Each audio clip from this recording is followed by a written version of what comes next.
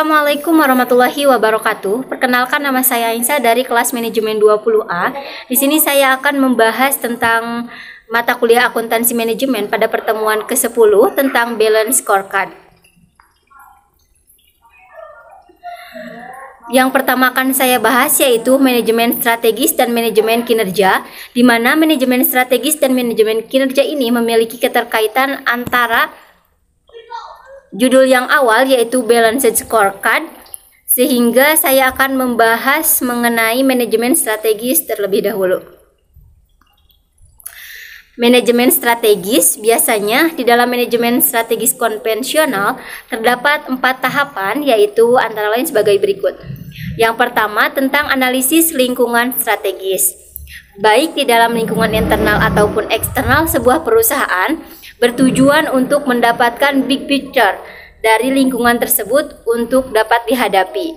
Kemudian yang kedua yaitu formulasi strategi.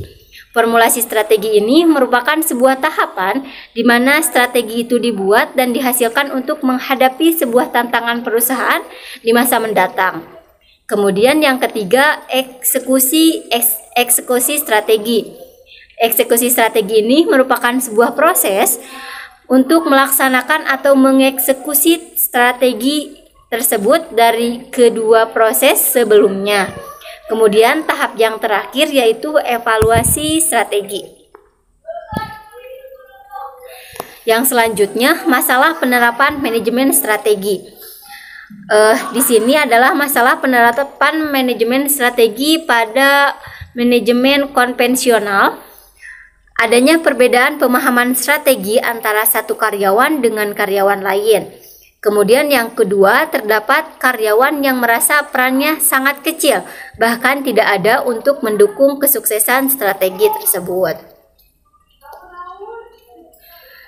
Yang selanjutnya, maka dari itu diadakanlah sebuah manajemen strategi modern, yang dimana manajemen strategi modern ini terdiri dari 5 tahapan, yang bertujuan untuk menutup segala kekurangan yang ada pada manajemen strategi konvensional. Adapun 5 tahapan tersebut yaitu antara lain, yang pertama analisis lingkungan strategis, yang kedua formulasi strategis, yang ketiga pemetaan strategis, yang keempat eksekusi strategi, dan yang kelima evaluasi strategi.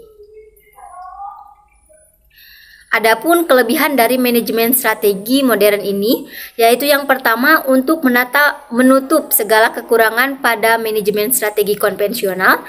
Yang kedua untuk menerjemahkan strategi perusahaan yang sudah diformulasikan menjadi lebih definitif agar suatu karyawan dengan karyawan yang lainnya memiliki satu pemahaman yang sama mengenai strategi perusahaan.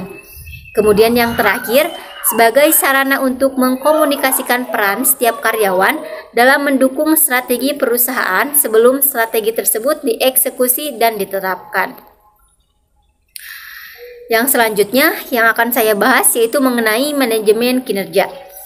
Adapun pengertian dari manajemen kinerja ini adalah sebuah aktivitas yang dilakukan untuk memastikan bahwa sasaran organisasi telah dicapai secara konvensional dalam cara-cara yang efektif dan efisien.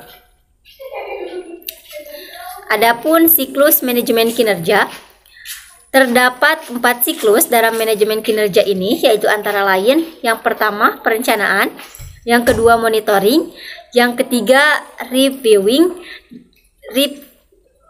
dan yang keempat penghargaan. Selanjutnya, tujuan manajemen kinerja. Tujuan manajemen kinerja ini yang pertama bertujuan untuk mengaitkan kegiatan pegawai dengan tujuan organisasi. Yang kedua, tujuan administrasi, bertujuan untuk kepentingan keputusan administrasi, promosi, penggajian, dan pemberhentian pegawai. Kemudian yang terakhir, yang ketiga, yaitu tujuan pengembangan, yang bertujuan untuk mendapatkan pengembangan kinerja yang sustainable dan meningkatkan komitmen serta motivasi karyawan. Beranjak ke pembahasan selanjutnya tentang balance scorecard. Adapun definisi dari balance scorecard ini yaitu balance scorecard berasal dari 2 subkata berbeda, yaitu balance yang berarti berimbang dan scorecard yang artinya kartu skor. Jadi dapat disimpulkan bahwa balance scorecard atau BSC ini adalah sebuah metode yang digunakan untuk mengukur sebuah hasil kinerja atau kerja yang digunakan oleh sebuah perusahaan atau biasa disebut dengan strategi manajemen. Adapun fungsi dari balance scorecard ini, yang pertama sebagai alat ukur perusahaan, apakah visi dan misi yang dianut telah tercapai. Selanjutnya, sebagai alat ukur keunggulan kompetitif yang dimiliki perusahaan. Yang ketiga, sebagai panduan strategis untuk menjalankan bisnis. Yang keempat, alat analisis efektivitas strategi yang telah digunakan. Yang selanjutnya, memberikan gambaran kepada perusahaan terkait SWOT yang dimiliki. Sebagai alat key performance indikator perusahaan.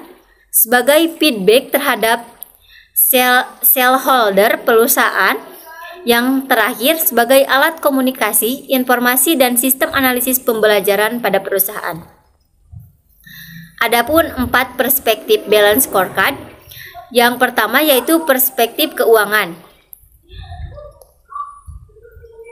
Yang selanjutnya tentang perspektif pelanggan. Yang ketiga tentang perspektif proses bisnis internal. Dan yang keempat tentang perspektif pembelajaran dan pertumbuhan. Mungkin cukup sekian yang dapat saya sampaikan. Mohon maaf apabila ada kesalahan. Wabillahi taufiq wal hidayah. Wassalamualaikum warahmatullahi wabarakatuh.